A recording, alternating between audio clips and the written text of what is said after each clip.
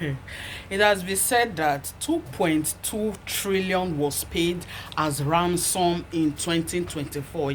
Like this year, we are about to end. 2.2 trillion naira was paid as ransom to kidnappers. Guys, are we not trying to say these people can track the money that was paid? I'm sorry. Are we not trying to say these people can track the money that was paid to the kidnappers, and they cannot track the people that are being paid to? They cannot track the kidnappers. Are we safe to say that?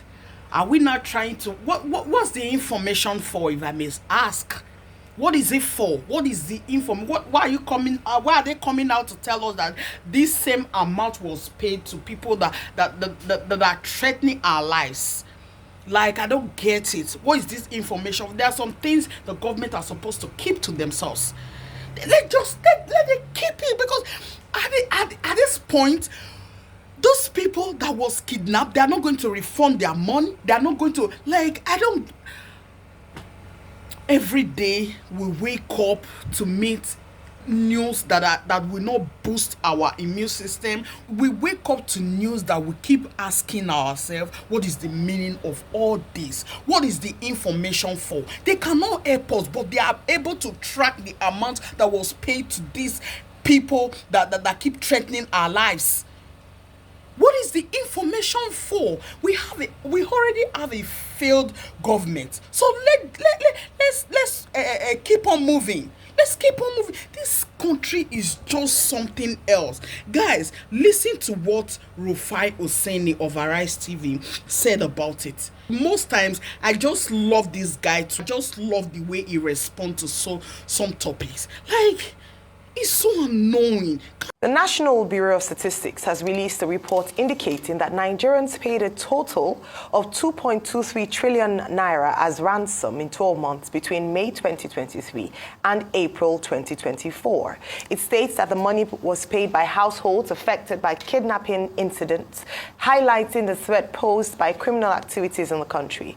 According to the Bureau's latest Crime Experience and Security Perception Survey report, an estimated 51.89 million crimes were recorded across Nigerian households in the reference period. The survey showed that the Northwest region had the highest incidence of crime, with 14.4 million cases reported, following by the North Central region with 8.8 million incidents. In contrast, the Southeast region reported the least crime, with 6.18 million incidents. Of those affected by kidnapping, 65% were forced to pay ransom to secure the release of victims.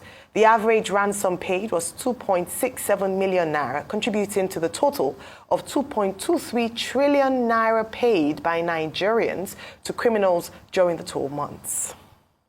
All right, Rufai, 2.23 trillion naira paid as a ransom, at least captured by this report.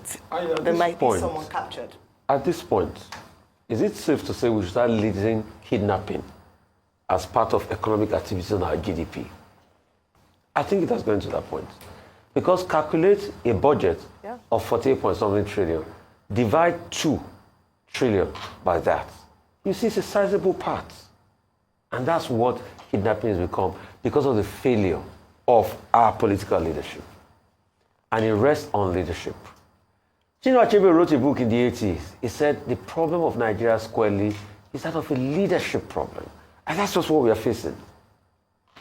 Over 2.6 million paid averagely in a country for kidnapping, in a country where people cannot be paid most of the time the minimum wage.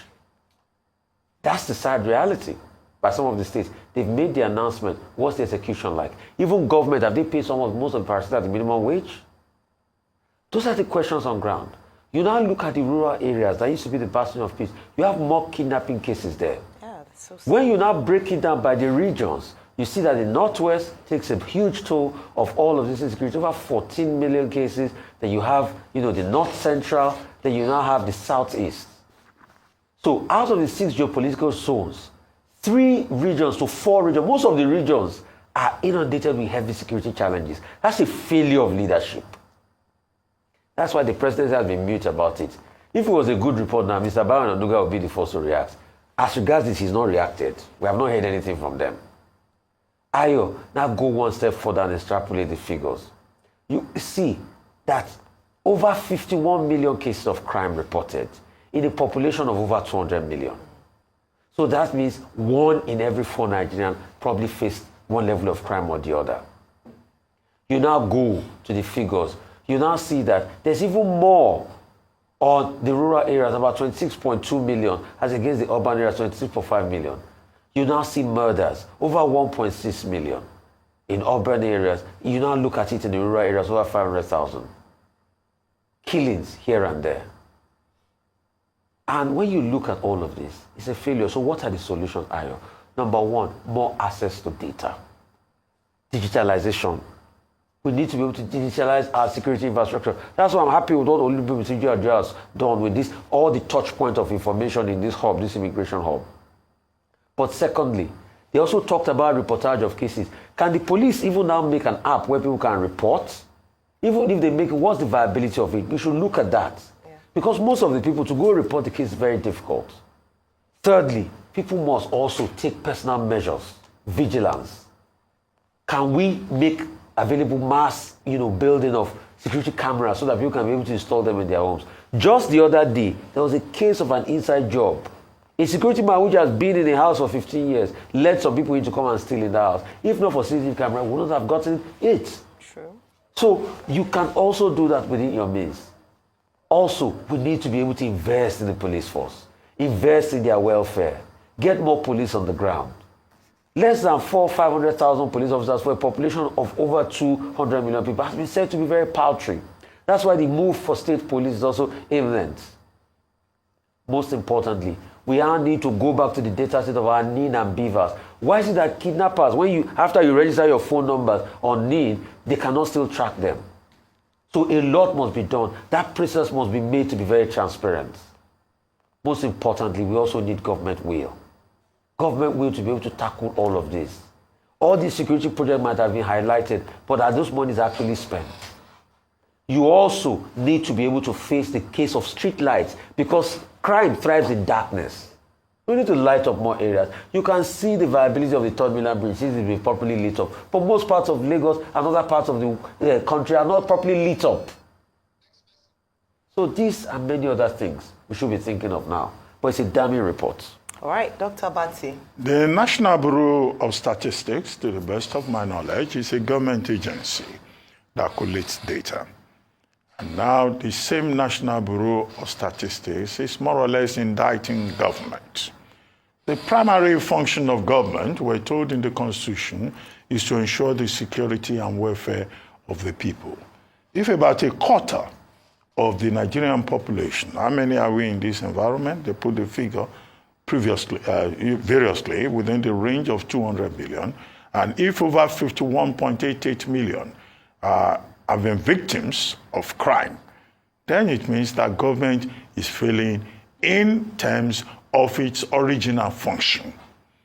That is the major import of the report by the National Bureau of Statistics. Now, the categories of crime that they have indicated include abduction, phone theft, rape. In other words, the report is saying Nigerians are not safe and the security agencies are not functioning and government is not living up to expectation, by way of summary. Now, the other details in that report even indicates that there's more crime in rural areas than in urban areas. It also says that, look, there's more crime in the Northwest, which has over 14 million reported cases this year alone, followed by the Northeast, over 7 million, followed by the North Central, over 7 million, and maybe 6 point whatever, in the Southeast. Well, they didn't look at all the geopolitical zones. However, it says perception survey. So we have to, again, look at the method that has been done, because it's about perception. Whether it's perception or it is raw data that they are working upon in a country where there is usually no record of anything in a categorical manner, but perception, the word that they have used, perception survey, anybody living in this country with basic common sense knows that safety is a problem. Security is a challenge. The third point that is made in that report is that, one, if people are stealing phones, people are asking for ransom, it means that it's something wrong with the way the society is organized. And there is a very serious case of poverty. And that is part of the problem. Another issue that report pointed out is lack of confidence in the security agencies. Even when people are abducted and they know that they should go to the security agencies, where the report says they don't go because they believe that police intervention will not yield any result.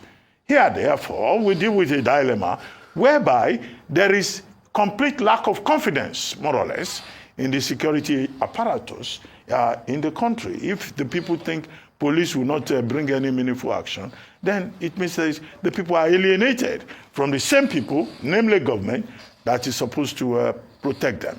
The report goes on further to say that on the average, response time is less than 30 minutes. Well, I queried that part of the report, but they are saying it's perception survey. We have had many cases in this country where response time exceeded 2 days, exceeded 3 days. Now, I hope that this report will function as a wake-up call for the security agencies and particularly for government to realize that a country where people are abducted and families have to pay not less than 2.7 million on the average to get their people rescued from those who have arrested them or abducted them, it means that something is wrong that government should look into. Police